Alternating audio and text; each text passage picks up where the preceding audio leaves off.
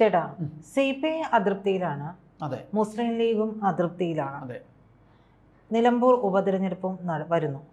ഈ തിരഞ്ഞെടുപ്പ് കഴിയുന്നതോടുകൂടി ഇവരുടെ ഒരു ഭാവി അതെന്തായിരിക്കും?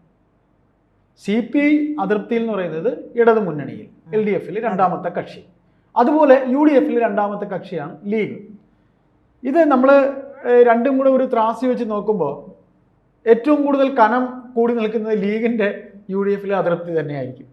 മറ്റതെന്ന് പറഞ്ഞു കഴിഞ്ഞാൽ അത് ഇന്നലെ ഉണ്ടായ ഒരു വിഷയമാണ് ഗവർണറുടെ. പക്ഷെ അവർക്കിടയിൽ ഇടക്കിടക്ക വിഷയങ്ങളുണ്ട്. അത് നമുക്ക് വഴിയെ പറയാം. അപ്പൊ ഇവിടെ ലീഗിനെ സംബന്ധിച്ച് ലീഗിന്റെ അതൃപ്തി എന്ന് പറയുന്ന ഒരു വലിയ ഘടകം തന്നെയാണ്. കഴിഞ്ഞ ദിവസം KM ഷാജിയുടെ ഒരു പ്രസംഗം ഒരു സാമൂഹ്യ മാധ്യമത്തിലൂടെ പുറത്തു വന്നിട്ടുണ്ടായിരുന്നു. അതായത് കോൺഗ്രസ്സുകാരായിട്ടുള്ള ഒരു നേതാവും പറയാത്ത കാര്യങ്ങൾ KM ഷാജി എണ്ണി പറഞ്ഞു. KM ഷാജി എണ്ണി പറയുന്നു പറഞ്ഞു കഴിഞ്ഞാൽ ഊരാളുങ്കൽ സൊസൈറ്റിക്ക് ഈ സർക്കാർ തീരെഴുതി കൊടുത്ത കാര്യം വരെ പറഞ്ഞു. ഇവിടെ അവിടെ ഖജനാവി ഉള്ളതിനേക്കാളും കാശ് ഊരാളുങ്കലിലുണ്ടെന്ന് ഷാജി പറഞ്ഞു. ഷാജി പറഞ്ഞ പോയിന്റ്സ് കേട്ടാൽ കോൺഗ്രസ്സുകാർ മൂക്കത്ത് വിരൽ വയ്ക്കും. അയ്യോ, ഷാജിക്ക് ഇത്രയും പോയിന്റ്സ് കിട്ടിയോ? ഷാജിക്ക് എവിടെ നിന്ന് കിട്ടി ഇത്രയും എവിഡൻസ് എന്ന് വിചാരിക്കും. സതീഷ് അതിൻ്റെ ഒരു അറ്റം പോലും പറഞ്ഞിട്ടില്ലല്ലോ. ഒരു മഞ്ഞുമലയുടെ ഒരു അഗ്രം മാത്രമാണ് ഈ പറഞ്ഞ ഷാജി പറഞ്ഞത്. ബാക്കി എവിടെ പോയി? പറയേണ്ടത് ഷാജിയല്ല, പറയേണ്ടത് സതീശനാണ്. അപ്പം നമ്മളിവിടെ പറയുന്നത് ഇത്രയേ ഉള്ളൂ. അതായത് മലപ്പുറം ദേശത്ത് ലീഗിന്റെ ആവശ്യം മുന്നിൽ കാണാതെ ആര്യാടൻ ഷൗക്കത്തിനെ പോലൊരു സ്ഥാനാർത്ഥിയെ നിർണ്ണയിക്കുന്നതിൽ VD സതീശൻ എന്ന നേതാവ് കാണിച്ച കാർക്കശ്യം, അതായത് പാണക്കാട് സാധുക്കലി തങ്ങൾക്ക് ശരിക്കും അതിർത്തിയുണ്ട്, കുഞ്ഞാലിക്കുട്ടി സാഹിബിന് അതിർത്തിയുണ്ട്, കോൺഗ്രസിനകത്ത് അതിർത്തിയുണ്ട്. ഇങ്ങനെയാണോ ഒരു തെരഞ്ഞെടുപ്പ് സമയത്ത് ഒന്നുമല്ലെങ്കിൽ അൻവർ വിചാരിച്ച 10 വോട്ട് കിട്ടത്തില്ലേ? ഇങ്ങനെയാണോ കോൺഗ്രസ് കാണിക്കുന്നത്? ഒരുമിച്ചുള്ള തീരുമാനമാണെന്നാണല്ലോ എന്ത് ഒരുമിച്ചുള്ള തീരുമാനം? ഒരുമിച്ചുള്ള തീരുമാനമല്ല. സാദിഖലി തങ്ങൾക്കുൾപ്പെടെ, ലീഗിനുൾപ്പെടെ, കുഞ്ഞാലിക്കുട്ടിക്കുൾപ്പെടെ, ET മുഹമ്മദ് ബഷീറിനുൾപ്പെടെ ലീഗിന് ഒരിക്കലും KM ഷാജി ഉൾപ്പെടെ നമ്മുടെ MK മുനീറിനുൾപ്പെടെ, ഡോക്ടർ MK മുനീറിനുൾപ്പെടെ ഈ പറയുന്ന വ്യക്തിയെ സ്ഥാനാർത്ഥിയാക്കിയതിനോട് ഒരു താല്പര്യമില്ല. അപ്പോ വ്യക്തി താല്പര്യമായ സതീശന്റെ കാർക്കശ്യത്തിന് മുന്നിൽ മുട്ടുമടക്കേണ്ടി വന്ന AICC അല്ലെങ്കിൽ KPCC, അതാണ് ഇതിനകത്ത് സംഭവിച്ചിരിക്കുന്നത്. അത് ലീഗ് നോട്ട് ചെയ്ത് വെച്ചിട്ടുണ്ട്. കുറയുന്ന വോട്ട് പോലും പ്രശ്നമാക്കുക എന്നുള്ളതാണ്. ചിലപ്പോൾ ഷൗക്കത്ത് ജയിക്കും, ചിലപ്പോൾ ജയിക്കും. തോറ്റാൽ ലീഗ് ഇത് പ്രശ്നമാക്കും. കാര്യം ലീഗിന് ഭരണമില്ലാതെ ഇനി അങ്ങോട്ട് പോകാൻ കഴിയില്ല. ലീഗ് അത് വെട്ടിത്തുറന്ന് പറഞ്ഞിട്ടുണ്ട്. അപ്പോൾ മലപ്പുറം പോലൊരു സ്ഥലത്ത് അൻവർ പറയുന്ന സ്ഥാനാർത്ഥിയെ നിങ്ങളാക്കിയില്ലെങ്കിലും അൻവറിനെ നിങ്ങൾ ഒരു വേള ചേർത്ത് നിർത്തേണ്ടതായിരുന്നു. ഈ അൻവർ ഒരു തവണയല്ല 2 തവണയല്ല അയാളുടെ ഭ്രാന്ത് പുലഭ്യങ്ങൾ വിളിച്ച് പറയുമ്പോൾ ഒന്ന് ചേർത്ത് നിർത്തിയിട്ട് പറയേണ്ട. ആകെ സുധാകരൻ മാത്രമേ സംസാരിച്ചത്. സുധാകരന് സ്നേഹം കൊണ്ടൊന്നുമല്ല. സുധാകരൻ ഈ പറയുന്ന പോലെ ശത്രുവിനെ തോൽപ്പിക്കാൻ മറ്റൊരു ശത്രു, അതായത് ഇദ്ദേഹത്തെ കൂട്ടുപിടിച്ചുകൊണ്ട് അദ്ദേഹത്തിന്റെ ശത്രുവായ സതീശനെ പറയുക. അതേ അവിടെ സംഭവിച്ചിട്ടുള്ളൂ. പിന്നെ മുരളീധരൻ എപ്പോഴും പാർട്ടിക്ക് എഗൻസ്റ്റ് ആണ്. മുരളീധരൻ സതീശനെതിരാണ്, പുതിയ തലമുറയ്ക്കെതിരാണ്. മുരളീധരൻ ഈ കാണുന്ന എല്ലാ പ്രശ്നങ്ങൾക്കും വടകരയിൽ നിന്ന് കൊണ്ടും തൃശ്ശൂർ നിർത്തിയത് പോലെ മുരളീധരൻ പോയിരിക്കുക. മുരളീധരൻ ആകെപ്പാടെ ഇടഞ്ഞാ നിൽക്കുന്നത്. അപ്പോൾ ഇവിടെ നമ്മൾ പറഞ്ഞു വരുന്നത്, ഇത്തരത്തിൽ പോകുമ്പോൾ മുസ്ലിം ലീഗ് ഒരു തന്ത്രം ചിലപ്പോൾ പ്രയോഗിച്ചേക്കും. അത് മുസ്ലിം ലീഗിന് ഒരു ഉപമുഖ്യമന്ത്രി സ്ഥാനമോ അല്ലെങ്കിൽ ഒരു മുഖ്യമന്ത്രി സ്ഥാനമോ അവർ UDF-ൽ അവകാശവാദം ഉന്നയിക്കും. അങ്ങനെ വന്നാൽ ഈ കോൺഗ്രസിലെ മുഖ്യമന്ത്രി ഉൾപ്പ് വച്ചിരിക്കുന്നവരൊക്കെ ഒരു ചുക്കും ആവില്ല. 2 ഉപമുഖ്യമന്ത്രി സ്ഥാനം കൊടുക്കേണ്ടി വരും. മുഖ്യമന്ത്രി സ്ഥാനം കൊടുക്കൂല, പക്ഷേ എങ്കിലും മുഖ്യമന്ത്രി സ്ഥാനത്തിന് അവർ ആർഗ്യുമെന്റ് വയ്ക്കും. എന്ന് വെച്ചാൽ പ്രജിത, ഇവർക്ക് ഒരിക്കൽ കൂടെ ഭരണത്തിൽ വരണം എന്നുണ്ടെങ്കിൽ അവരുടെ കൈവശം ഉണ്ടായിരുന്ന എത്രയോ സീറ്റ് LDF കൊണ്ടുപോയിട്ടുണ്ട്. ആരുടെ? കോൺഗ്രസിന്റെ. ആ സീറ്റുകൾ അവർ കൊണ്ടുവരണം. പക്ഷെ ഇത്തവണ ഭരണവിരുദ്ധ വികാരം കൂടി നിൽക്കുന്നത് കൊണ്ട് ഭരണവിരുദ്ധ വികാരമൊക്കെ പോകും. ഇപ്പൊ നമ്മളല്ലേ കുറച്ചു മുമ്പ് സംസാരിച്ച രണ്ടാമത്തെ ഗഡു ഈ പറയുന്ന ക്ഷേമ പെൻഷൻ കൊടുക്കാൻ പോവാ. ക്ഷേമ പെൻഷൻ കൊടുക്കാൻ. പക്ഷേ ക്ഷേമ പെൻഷൻ കൊടുക്കുന്നത് കൊണ്ട് മാത്രം അങ്ങനെ ഒരു മാറ്റം ഇനി കേരളത്തിലുണ്ടാവും? നമ്മുടെ ഇവിടുത്തെ ആൾക്കാർ ഇന്നലെ നടന്ന കാര്യം ഇന്ന് ഓർമ്മയില്ലല്ലോ. ഇന്നലെ നടന്ന കാര്യം ഇന്ന് ഓർമ്മയുണ്ടോ? ഒരു സമരമോ ഒരു തീവെപ്പോ ഒരു കൊള്ളിവെപ്പോ അല്ലെങ്കിൽ ഒരു അടിയോ ഇതൊന്നും ഇവിടെ ആർക്കെങ്കിലും ഓർമ്മയില്ല. ആശമാര സമരം തന്നെ ഇവിടെ സമൂഹം മറന്നു കഴിഞ്ഞല്ലോ. 100 ദിവസം കഴിഞ്ഞു. പ്രജിതയ്ക്ക് ഓർമ്മയുണ്ടാവും, എനിക്ക് ഓർമ്മയുണ്ടാവും. നമ്മൾ ഈ മാധ്യമ മേഖലയിൽ ഈ ജോലി ചെയ്യുന്നവരായതുകൊണ്ട്, സാമൂഹിക മാധ്യമത്തിൽ ഈ ജോലി ചെയ്യുന്നതുകൊണ്ട് നമുക്കറിയാം ഇങ്ങനെ ആശമാരുടെ സമരമുണ്ടോ. ഇവിടെ വേറെ ആർക്കെങ്കിലും ഓർമ്മയുണ്ടോ? അവനവന് അന്നന്ന് കിട്ടാനുള്ളത് കിട്ടുകയും കഴിക്കുകയും കിടന്നുറങ്ങുകയും ഉറക്കം കിട്ടുകയും അടുത്ത ദിവസം അവൻ്റെ ജോലിയിൽ ഏർപ്പെടുകയും ചെയ്യുമ്പോൾ സമൂഹത്തിൽ നടക്കുന്ന കാര്യങ്ങളെല്ലാം അവർ മറക്കും. അത് തന്നെയാണ് ഇവിടെ നടക്കുന്നത്. അപ്പോൾ സത്യം ഇങ്ങനെ പോകുമ്പോൾ കോൺഗ്രസ് ഇത്തരത്തിൽ പെരുമാറുമ്പോൾ ലീഗിന് അതൃപ്തിയുണ്ട്. ലീഗിന്റെ അതൃപ്തി കറക്റ്റ് ആയിരിക്കും. ഈ വോട്ടിന്റെ ശതമാനം കുറയുമ്പോൾ പോലും നോക്കിക്കോണം. അൻവറിന്റെ സ്ഥാനാർത്ഥിത്വമെങ്കിലും ഒഴിവാക്കാമായിരുന്നു എന്ന് അവർ പറയും. അത് ഉറപ്പാണ്. അൻവറിന്റെ സ്ഥാനാർത്ഥിത്വമെങ്കിലും നിങ്ങൾക്ക് കുറയ്ക്കാമായിരുന്നു. അവിടെ അൻവറിനെ നിങ്ങൾ മൂപ്പിച്ചു. എന്നിട്ട് അദ്ദേഹമാണ് മിടുക്കൻ എന്ന് അദ്ദേഹം ഈ രാഹുൽ മാങ്കൂട്ടം എന്ന് പറയുന്ന വാൽപ്ലക്കിനെ പറഞ്ഞു വെച്ചു അദ്ദേഹമാണ് അൻവറിനെ കാണാൻ. അത് ആർക്കറിയാത്തത്? എല്ലാവർക്കും അറിയാം. അങ്ങനെ തുടങ്ങി മുസ്ലിം ലീഗ് ഒരു ചെറിയ ഗെയിം അവർ പ്ലാൻ ചെയ്യുന്നുണ്ട്.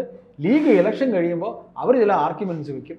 നിങ്ങൾക്ക് ഭരണത്തിൽ ഇപ്പൊ പ്രീത നമുക്ക് അങ്ങനെയാണെങ്കിൽ PK കുഞ്ഞാലിക്കുട്ടി ആയിരിക്കും അദ്ദേഹത്തിന് ഉപമുഖ്യമന്ത്രി സ്ഥാനം ചോദിക്കും. ഉപമുഖ്യമന്ത്രി സ്ഥാനം മാത്രമല്ല, ചിലപ്പോൾ മുഖ്യമന്ത്രി സ്ഥാനം വരെ ചോദിക്കും. കാര്യം എന്ന് വെച്ചാൽ നമുക്ക് ഇപ്പോൾ അവർക്ക് കിട്ടിക്കൊണ്ടിരിക്കുന്ന സീറ്റ് എന്ന് പറയുമ്പോൾ ഇപ്പോൾ CPM കിട്ടിയിരിക്കുന്നത് 99 സീറ്റാണ്. അതിലിപ്പോൾ ഒരെണ്ണം പോയെന്നാണ് തോന്നുന്നത്, 1-2 പോയി, എന്നാലും 96. ഈ CPM കയ്യിരിക്കുന്ന ഒരു 40 സീറ്റെങ്കിലും ഇവർക്ക് എടുക്കാൻ പറ്റത്തില്ലേ? ഇപ്പോൾ ഇവർക്ക് എത്ര സീറ്റാണ് ഉള്ളത്? 40 സീറ്റ് എങ്ങാണ്ടുണ്ട്. ആർക്ക്? ഈ UDF. അതിലും ലീഗിന് കിട്ടാനുള്ള സീറ്റെല്ലാം കിട്ടിയിട്ടുണ്ട്. ലീഗ് ഇപ്പോഴും മുന്നിലാണ്. ലീഗ് അവരുടെ ഘടകകക്ഷികളിൽ കോൺഗ്രസിനോട് അടുത്ത് തന്നെ ലീഗിന് സീറ്റുണ്ട്. കോൺഗ്രസ് തൊട്ടടുത്ത് കണ്ടാൽ നിൽക്കുകയാണ്. 25 സീറ്റോ 23 സീറ്റോ 18 സീറ്റോ 19 സീറ്റോ ലീഗിനുണ്ട്. അപ്പോൾ ഇതിൽ നിന്ന് മനസ്സിലാക്കാനുള്ളത് എന്താണ്? കോൺഗ്രസ് ഈ കാണിക്കുന്ന തമ്മിലടി നിർത്തുക, പരസ്പരമുള്ള ഈഗോ ക്ലാഷ് നിർത്തുക. ഇപ്പോൾ തൃക്കാക്കര ജയിച്ചപ്പോഴത്തേക്ക് മൈക്കിന് പിടികൂടിയത് കണ്ടില്ലേ? പട്ടികൾ അടികൂടുന്ന പോലെ. ഇങ്ങനെയാണ് ഒരു രാഷ്ട്രീയ പക്വതയുള്ളവർ ഈ സതീശന് വേണ്ടി ഇത്രയും വാദിക്കുന്നവർ ആലോചിക്കേണ്ടത് എന്താ? ഇങ്ങനെയാണ് ഒരു രാഷ്ട്രീയ കേരളം. നമുക്കൊരു രാഷ്ട്രീയക്കാരനോട് ഇഷ്ടമുണ്ടാകുന്നത് എങ്ങനെയാണ്? അയാളുടെ പ്രവൃത്തികൾ, അയാൾ സമൂഹത്തോട് കാണിക്കുന്ന പ്രതിബദ്ധത, വാക്കിലെ കൃത്യനിഷ്ഠത, അല്ലേ? വാക്കിലെ കൃത്യനിഷ്ഠത, അങ്ങനെയുള്ള കാര്യങ്ങളൊക്കെ തന്നെ ഉണ്ടാവും. ഇപ്പോൾ അങ്ങനെയൊക്കെ നോക്കുമ്പോഴത്തേക്ക് ഇവരെല്ലാം ഈ കോൺഗ്രസ്സിൽ എത്ര നേതാക്കൾക്കുണ്ട് വാക്കിലെ കൃത്യനിഷ്ഠതയുള്ളത്? പ്രീതിക്കറിയാവോ? കഴിഞ്ഞ ദിവസം ആ KM ഷാജഹാൻ എന്ന് പറയുന്ന ഇടതു ചിന്തകനെ അറസ്റ്റ് ചെയ്തു. എന്തുകൊണ്ട് അറസ്റ്റ് ചെയ്ത് നിങ്ങൾക്കറിയോ? ഈ അടുത്തൊരു ഭരണം വരാൻ പോകുന്നു എന്ന് പറഞ്ഞുകൊണ്ട് കണ്ട ഈർക്കിൽ പാർട്ടികളൊക്കെ തന്നെ ഇവരെ സമീപിക്കുന്നുണ്ട്, UDF-നെ. എന്നിട്ട് ഹൈ ഡൊണേഷൻ കൊടുക്കുന്നുണ്ടെന്നാണ് പറയുന്നത്. ആ ഡൊണേഷൻ കൊടുത്തതിൽ ഉണ്ടായ ആ ഒരു കള്ളം ഈ KM ഷാജഹാൻ എന്ന് പറയുന്ന വ്യക്തി പുറത്തു കൊണ്ടുവന്നു. VD സതീശന് ഇത്ര ലക്ഷം രൂപ, ഇത്ര കോടി രൂപ ഒരാൾ കൊടുത്തു, ഘടകകക്ഷി ആക്കണമെന്ന് പറഞ്ഞുകൊണ്ട് ഇദ്ദേഹം ഇട്ട പോസ്റ്റിൽ ഒരു തെറ്റ് പറ്റി. അങ്ങനെ VD സതീശൻ കൃത്യമായി പൊക്കി. എന്നിട്ട് KM ഷാജഹാനെ പൂട്ടി, കേസായി. അത് വ്യക്തമായിട്ട് എനിക്കിവിടെ പറയാൻ അറിയാത്തതുകൊണ്ടല്ല, ഞാനത് പറയാത്തതാണ്. കാര്യം ഇതൊരു പ്രശ്നമായി നിൽക്കുന്നൊരു വിഷയമായിട്ട്. അങ്ങനെ നിരവധി പേര് ഇവിടെ നിൽക്കുന്നുണ്ട്. UDF ഭരണത്തിൽ വരും എന്ന് പറഞ്ഞുകൊണ്ട് അവർക്കെല്ലാം സീറ്റ് വാഗ്ദാനം ചെയ്യുന്നുണ്ട്. അപ്പൊ അങ്ങനെ ഇവരിപ്പോഴേ ഇലക്ഷൻ എഞ്ചിനീയറിംഗ് ആയിരിക്കാം, ചിലപ്പോൾ അതും ആയിരിക്കാം. ഇലക്ഷൻ എഞ്ചിനീയറിംഗ് എന്ന് പറയുന്നത് സതീശന്റെ സ്പെഷ്യൽ ഇലക്ഷൻ എഞ്ചിനീയറിംഗ് ആയിരിക്കാം. അത് നമുക്ക് പറയാൻ പറ്റില്ല. ഒരുപാട് പേര് വന്ന് മുട്ടുന്നുണ്ടെന്നാണ് പറയുന്നത്. അതും നല്ല ഫണ്ടും കൊണ്ടാണ് വരുന്നതെന്നാണ് പറയുന്നത്. അപ്പൊ അങ്ങനെ കുളിച്ചു കയറി അവരിയ്ക്കുവാണ്. അതൊന്നും നടക്കില്ല. ഈ CPM എന്ന് പറയുന്ന പാർട്ടി എന്ന് പറഞ്ഞാൽ സംഘടനാപരമായി അറിയാമല്ലോ അവർ എങ്ങനെയാണ്.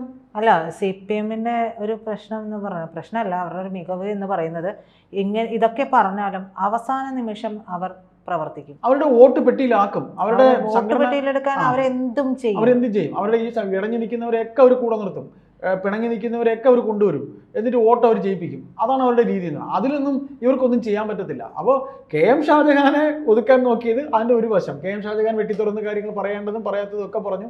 അങ്ങനെ VD സതീശൻ അദ്ദേഹത്തെ പൂട്ടി.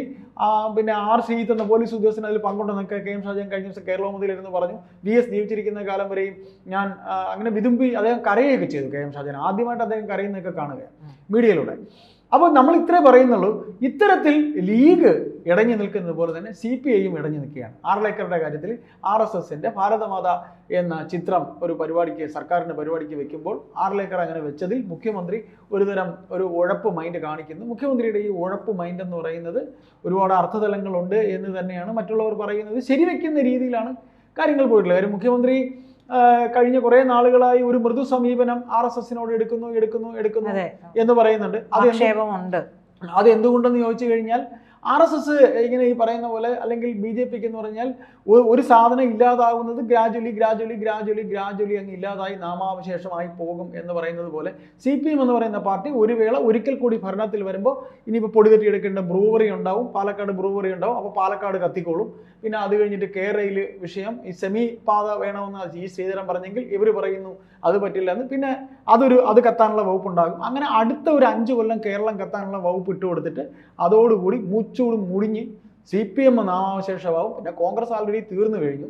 അങ്ങനെ BJP കയറി വരാനും സാധ്യതയുണ്ടാവും. അപ്പോൾ ഇവിടെ CPI പറയുന്ന ഇത്രയേ ഉള്ളൂ. CPIയുടെ ആവശ്യം എന്ന് പറയുന്നത് ഇത്തരത്തിൽ ആർലേക്കറുടെ വിഷയം വന്നതിൽ അവർ മാത്രമാണ് പറയേണ്ടത് പറഞ്ഞ് RSS വിരുദ്ധ വികാരം ഉണ്ടാക്കിയത് അവരാണ്. P. പ്രസാദ് പറഞ്ഞ ഒരു ക്രെഡിറ്റാണ് എന്ന് തന്നെ പറഞ്ഞ് അവർ ആ സ്റ്റാൻഡിൽ നിൽക്കുകയാണ്. രണ്ടാമത്തെ ഘടകകക്ഷി എന്ന രീതിയിൽ CPM-നേക്കാളും ഗ്ലാമറായിട്ട്, വളരെ ഗ്ലാമർ ഉള്ളവരായിട്ട് CPI നിൽക്കുവാണ്. CPI പക്ഷേ CPM വിട്ട് ഇടതുമുന്നണി വിട്ടൊന്നും പോകാനൊന്നും ലീഗ് കാണിച്ച പോലെയൊന്നും കാണിക്കില്ല.